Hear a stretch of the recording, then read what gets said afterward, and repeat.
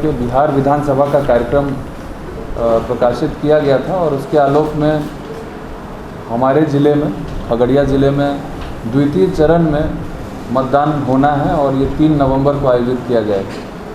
इसी क्रम में आज नोटिफिकेशन जारी कर दी गई है चारों आरओज़ द्वारा अपने अपने विधानसभा क्षेत्र के लिए निर्धारित प्रारूप में, एवं आज से नामांकन की प्रक्रिया प्रारंभ हो गई है जो 16 तारीख तक नामांकन लिए जाएंगे। मैं जो संक्षिप्त कार्यक्रम है पूरे प्रक्रिया का मैं बता देना चाहता हूँ। 9 अक्टूबर 2020 यानी आज से 11 बजे से नामांकन चारों ही विधानसभा क्षेत्र के लिए प्रारंभ हो चुका है।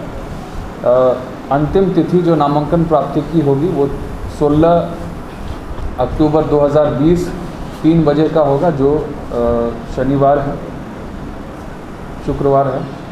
डेट ऑफ स्क्रूटनी यानी संवीक्षा जो नाम निर्देशन पत्रों की जाएगी वो उसके अगले दिन यानी 17 अक्टूबर 2020 को की जाएगी 11 बजे से। 19 अक्टूबर 2020 तक अभ्यर्थी लोग अपनी वापस ले सकते हैं, वही अंतिम तिथि है, एवं उसके पश्चात कैंडिडेट्स फाइनल हो जाएंगे। चुनाव की तिथि जैसा कि आप लोग जान रहे हैं, मतदान की तिथि 3 नवंबर 2020 को निर्धारित की गई है।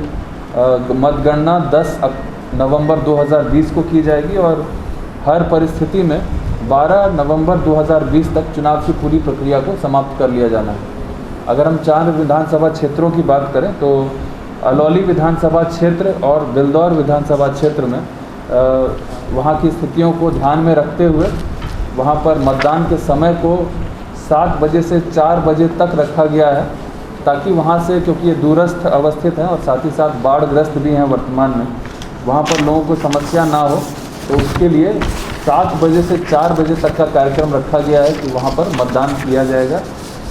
एवं खगड़िया एवं परबत्ता विधानसभा क्षेत्र के लिए वो जो अन्य वर्षों की तुलना में इसको 1 घंटा और विस्तारित किया गया है। इसे 7 बजे से लेकर 5 बजे की बजाय 6 बजे तक इसको विस्तारित किया गया है। इस प्रकार 2 विधानसभा क्षेत्रों में अलौली और बेलदौर में समय मतदान का 7 बजे से 4 बजे एवं खगड़िया एवं परबत्ता विधानसभा क्षेत्र के लिए ये 7 बजे से लेकर 6 बजे शाम तक मतदान होगा। इस अवधि में जितने भी मतदाता मतदान परिसर के अंदर उपस्थित होंगे उन सभी मतदाताओं को मतदान का अधिकार होगा, वो लोग मताधिकार का प्रयोग कर सकेंगे। 4 विधानसभा क्षेत्र हैं, इसमें अलौली विधानसभा क्षेत्र के जो आरओ हैं सभा क्षेत्र के लिए भूमि सुधार उपसमर्था खगड़िया, उनके कार्यालय प्रकोष्ठ को नामांकन के लिए चिन्हित किया गया है। उनके कार्यालय प्रकोष्ठ में नामांकन प्राप्त किए जाएंगे। और विधानसभा क्षेत्र के लिए भूमि सुधार उपसमर्था गोगरी, वो उनका जो न्यायालय कक्ष है उसको चिन्हित किया गया है नामांकन प्राप्त करने के लिए। एवं परबत्ता विधानसभा क्षेत्र के अनुमंडल पदाधिकारी गोगरी, उनका कार्यालय प्रकोष्ठ इसके लिए चिन्हित किया गया जहाँ पर नामांकन प्राप्त किए जाएंगे। इसमें महिला मतदाता फिर 5,39,702 है एवं पुरुष मतदाता 5,84,936 है। जो और थर्ड जेंडर में 33 हैं हमारे यहाँ इस प्रकार। और PWD इलेक्टर्स, खासकर इस बार निर्वाचन आयोग ने विशेष कि 80 वर्ष से अधिक उम्र के जितने भी मतदाता हैं उनके लिए, दिव्यांगजन हैं, दिव्यांग मतदाता हैं उनके लिए, कोविड संदिग्ध अगर मतदाता हैं तो उनके लिए भी, इन चारों के लिए पोस्टल बैलेट की व्यवस्था उसको एक्सटेंड किया गया है। इसके अतिरिक्त सर्विस वोटर्स जो हमारे सैन्य बल हैं, जो सेना के लोग हैं, उनके लिए भी जो ETPBS के माध्यम से, electronically transmitted postal ballot system के माध्यम से वो मतदान इस बार कर सकेंगे। साथ ही साथ जो एसेंशियल सेवाओं में, आवश्यक सेवाओं में, इमरजेंसी सेवाओं में जो लोग कार्यरत हैं उनके लिए भी पोस्टल बैलेट की व्यवस्था रखी गई है। कुल 4,467 PWD मतदाता हैं। Service voters 2,000। मैं बधाई देना चाहता हूं मेरे चारों आरओज़ को, जिनके अथक प्रयास से हम लोग अपना जेंडर रेशियो 886 से बढ़ाते हुए इसको 922 से अधिक हम लोगों ने आज अचीव कर लिया। इसके संबंध में भारत निर्वाचन आयोग ने भी पूरे ज़िले को बधाई प्रेषित की है।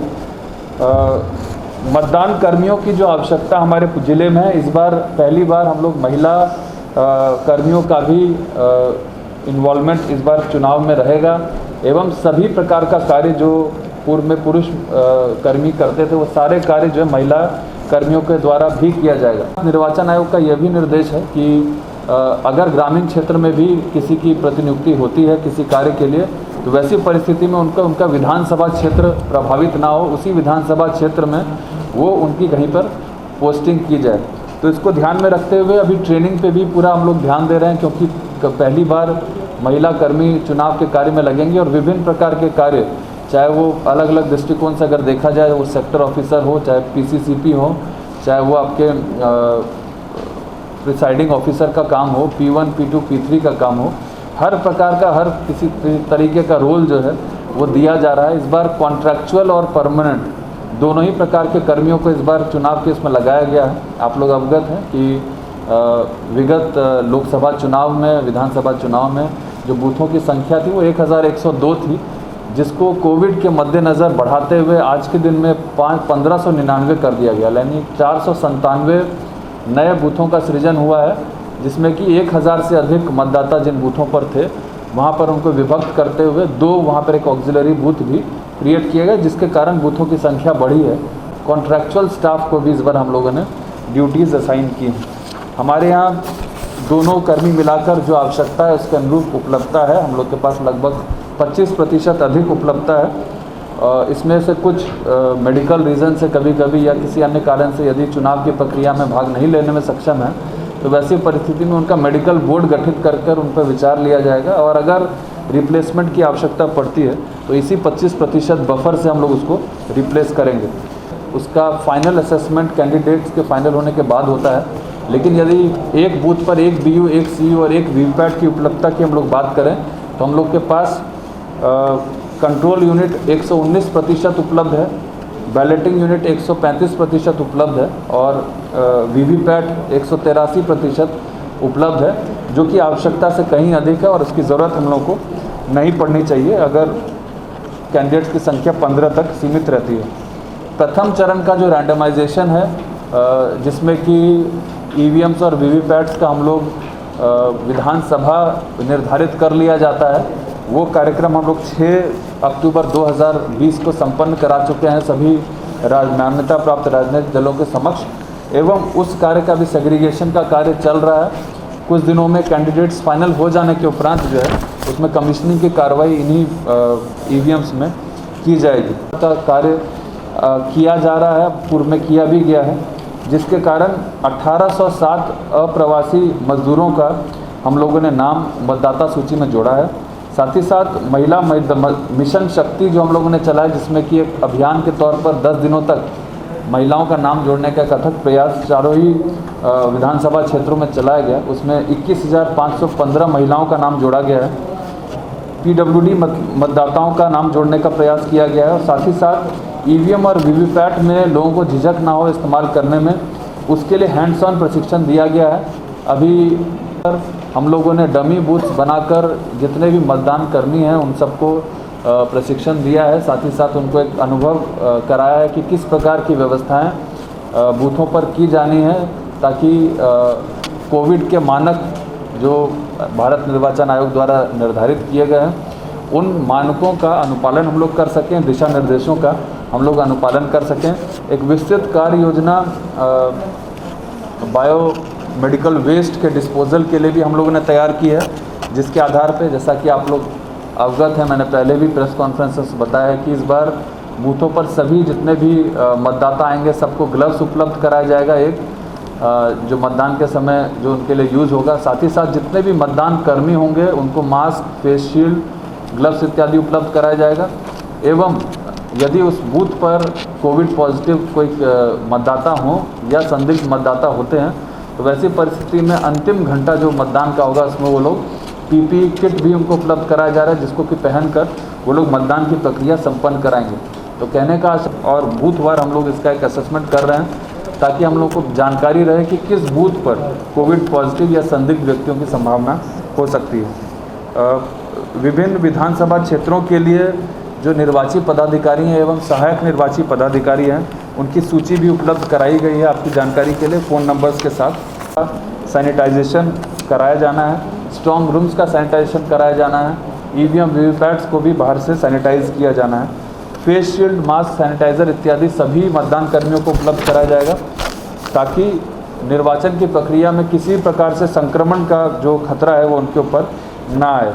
इस बार विशेष रूप से जो नामांकन की प्रक्रिया है उसमें 2-3 व्यापक परिवर्तन किए गए हैं कोविड को ध्यान में रखते हुए। सर्वप्रथम ऑनलाइन पद्धति से नॉमिनेशन फाइल करने की व्यवस्था रखी गई है, यानी कोई भी इच्छुक अभ्यर्थी ऑनलाइन माध्यम से राशि जमा कर सकता है, नेट बैंकिंग के माध्यम से, एवं नामांकन पत्र भर सकता है। लेकिन नामांकन पत्र भरने के उपरांत उसे उसका प्रिंट आउट निकाल कर निर्वाचित पदाधिकारी के समक्ष निश्चित रूप से उपस्थित होना है, क्योंकि शपथ इत्यादि की जो अनिवार्यता है उसकी पूर्ति हो सके। साथ ही साथ नामांकन के समय अभ्यर्थी के साथ उनके अतिरिक्त मात्र 2 लोगों को आने की अनुमति होगी। वाहनों की भी संख्या को लिमिट करते हुए कैंडिडेट्स के अलावा मात्र 2 वाहन को अलाउ किया गया है। थर्मल स्कैनिंग और सैनिटाइजेशन की व्यवस्था हर जगह पर की जाएगी। एक चीज़ और जो नई चीज़ की गई है वो ये है कि रैंडमाइजेशन, जो अंतिम रैंडमाइजेशन हम लोग करते हैं जिसमें कि कर्मियों का निर्धारण होता है बूथ के साथ, उसको बढ़ाते हुए अब 72 घंटे पहले इसको कराया जाएगा, ताकि उनको कराकर रैंडमाइजेशन कराने के उपरांत जो है अपने निर्धारित स्थल पर उनको भेजा जा सके सुगमता के साथ, ताकि उनको कोई कठिनाई नहीं हो और बड़ी भीड़ भाड़ वाली गाड़ी में नहीं भेज के उसके लिए पर्याप्त संख्या में वाहनों की व्यवस्था करने का भी निर्देश दिया गया है। पर थर्मल स्कैनिंग के दौरान ऐसा पाया जाता है कि किन्हीं का टेम्परेचर 100.4 से अधिक है फ़ारेनहाइट, तो वैसी परिस्थिति में उनको 15 मिनट वहाँ पर बूथ पर इंतज़ार करना होगा, छायादार जगह में बिठाया जाएगा एवं पुनः उनका टेम्परेचर लिया जाएगा। यदि पाया जाता है कि उसके बावजूद भी उनका टेम्परेचर बढ़ा हुआ है तो वैसी परिस्थिति में उन्हें टोकन उपलब्ध कराकर निर्वाचन की जो अंतिम घंटा है मतदान का उसमें आने के लिए अनुरोध किया जाएगा। मतदाताओं के लिए 80 वर्ष से अधिक उम्र के वृद्धजनों के लिए,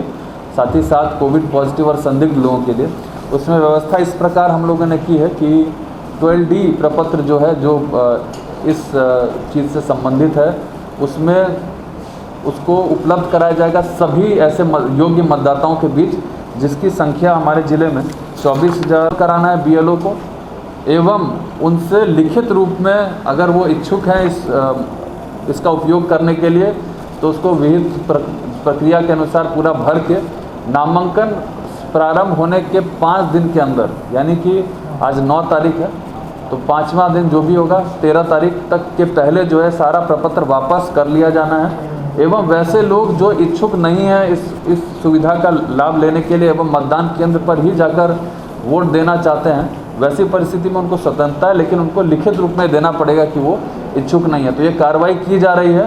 लगभग 16,000 के आसपास हम लोगों ने 12D वितरित कर दिया है और 1,000 के आसपास हम लोग का फॉर्म अब वापस भी होकर आ गया है, जिसमें उन लोगों ने कुछ लोगों ने सहमति दी है कि वो लोग इस विशेष अधिकार का उपयोग करना चाहते हैं। हम लोग का यही निर्णय है कि हम लोग चाहते हैं कि जितने भी योग्य लोग हैं एक भी आदमी ना छूटे, इसीलिए सबसे हम लोग लिखित में लेंगे कि वो लेने के इस सुविधा का लाभ लेने के लिए इच्छुक नहीं हैं। इसके लिए एक विशेष व्यवस्था ये की गई है कि जो भी लोग इच्छुक इसमें पाए जाएंगे, इन सारे लोगों के यहाँ बाकायदा पोलिंग पार्टीज़ जाएंगी और जिस प्रकार से एक नॉर्मल मतदान केंद्र में मतदान होता है उसमें ठीक उसी प्रकार से आपका वो बोर्ड रहेगा, कंपार्टमेंट रहेगा, वोटिंग कंपार्टमेंट उनके घर में ही व्यवस्था की जाएगी। गोपनीयता जो है बैलेट की उसको मेंटेन रखना है और बाकायदा प्रिसाइडिंग ऑफिसर उसको कलेक्ट करेंगे। कलेक्ट करने के उपरांत उनके हाथ में वो चिन्ह भी लगाएंगे और ये सारा चीज़ लेकर आकर उनको RO को उपलब्ध कराना है। मतगणना की तिथि को 8 बजे के पहले 8 बजे जब सबसे पहले पोस्टल बैलेट से गणना होती है उसमें उसकी वहाँ पर उस दिन एनवलप खोला जाएगा एवं जिस भी अभ्यर्थी को उन्होंने वोट दिया हो उनके खाते में उसको जोड़ा जाएगा। ये किया गया है कि पूर्व के वर्षों में वोटर स्लिप्स जो हैं उसके माध्यम से अलाउ किया गया था कि उसको दिखाकर उसको पहचान का आधार मानते हुए वोटिंग के लिए अलाउ किया गया था, लेकिन उसको इस बार विलोपित कर दिया गया है। वोटर स्लिप मात्र से ही कोई मतदान नहीं कर सकेंगे, उनको एक और प्रमाणिक जो है कोई कार्ड या पहचान पत्र दिखाना होगा जिसके माध्यम से वो अपनी पहचान सुनिश्चित कराएंगे। इस संबंध में ये निर्णय भारत निर्वाचन आयोग द्वारा राजनीतिक दल द्वारा उठाई गई आपत्ति और जो सुझाव दिए गए उसके आलोक में इसको परिवर्तित किया गया है। आज की तिथि में वोटर कार्ड के अलावा 11 वैकल्पिक जो दस्तावेज़ हैं उनका इस्तेमाल करके भी मतदान किया जा सकता है, जिसमें passport, driving licence, service identity cards, passbook with photograph, PAN card, smart card, मनरेगा job card, health insurance smart card, pension document with photograph, official identity cards issued to MP, MLA, MLCs और आधार card. इनके साथ भी आप मताधिकार का प्रयोग कर सकते हैं। अगर आपका वोटर कार्ड आपके पास नहीं है या गुम गया है तो वैसी परिस्थिति में या आपको हम लोग ने सभी ROs को निर्देशित किया गया है कि जितने भी नए निर्वाचकों का नाम जोड़ा गया है उन सबों को कार्ड मुद्रित कराकर उनको रिसीव कराया जाए। ये अभी कुछ जगह बंटना बाकी है, तो उसको हम लोग उस पर काम कर रहे हैं और निश्चित रूप से इसका वितरण अगले 10 दिनों में हम लोग करा लेंगे। परिवर्तन किया गया है इस बार। मॉक पोल जो है जनरली निर्वाचन की प्रक्रिया, मतदान की प्रक्रिया शुरू होने के 1 घंटे पहले की जाती थी। कोविड को ध्यान में रखते हुए इसको 1.5 घंटे पहले इस बार शुरू किया जाएगा, यानी 90 मिनट पहले मॉक पोल की प्रक्रिया प्रारंभ हो जाएगी। यदि 1.5 घंटे पहले जो पोलिंग एजेंट्स होते हैं वो उपस्थित नहीं हो तो वैसी परिस्थिति में उनका 15 मिनट तक इंतज़ार किया जाएगा। अगर उसके बावजूद भी कोई भी पोलिंग एजेंट उपस्थित नहीं हो रहे हैं तो किसी भी मतदाता या कोई भी एक साक्षी के समक्ष जो है मॉक पोल की प्रक्रिया प्रारंभ करके इसको समाप्त कर लिया जाना है।